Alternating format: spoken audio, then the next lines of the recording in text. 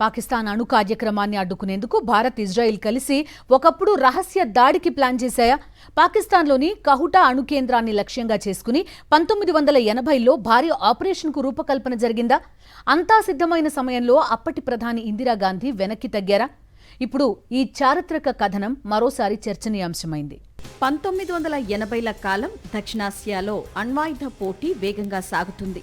భారత్ 1974లో పోఖ్రాన్ అణు పరీక్షలు నిర్వహించిన తర్వాత పాకిస్తాన్ కూడా అణుబాంబు తయారీ దిశగా వేగంగా అడుగులు వేసింది. పాకిస్తాన్లోని కహుటా అణు కేంద్రం ఆ దేశ అణు కార్యక్రమానికి గుండెకాయగా మారింది. ఇదే కేంద్రాన్ని లక్ష్యంగా చేసుకుని భారత్, ఇజ్రాయెల్ కలిసి రహస్య దాడికి ప్రణాళిక రూపొందించాయని పలు నివేదికలు చెప్తున్నాయి. నివేదికల ప్రకారం ఇజ్రాయెల్ యుద్ధ విమానాలు భారత భూభాగం నుంచి బయలుదేరి పాకిస్తాన్లోని కహుటాపై దాడి చేయాలని భావించాయి. ఈ ఆపరేషన్కు భారత సహకారం కూడా ఉండే అవకాశం ఉందని చెప్తారు. అయితే చివరి దశలో అప్పటి ప్రధాని ఇందిరాగాంధీ ఈ ఆపరేషన్ను నిలిపివేసినట్లు నివేదికలు చెప్తున్నాయి. పాకిస్తాన్ ప్రతీకార దాడి చేసే ప్రమాదం ఉండడం, ముఖ్యంగా ముంబై సమీపంలోని భారత అణు కేంద్రాలకు ముప్పు ఇందుకు ప్రధాన కారణమని విశ్లేషకులు చెప్తున్నారు.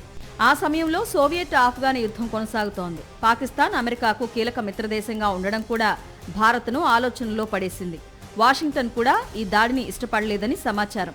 ఆపరేషన్ ఆగిపోయింది. కానీ పాకిస్తాన్ అణు కార్యక్రమం మాత్రం ఆగలేదు. చివరికి 1998లో పాకిస్తాన్ విజయవంతంగా అణు పరీక్షలు నిర్వహించింది. దాంతో దక్షిణాసియా అధికారికంగా 2 అణ్వాయుధ దేశాల ప్రాంతంగా మారిపోయింది.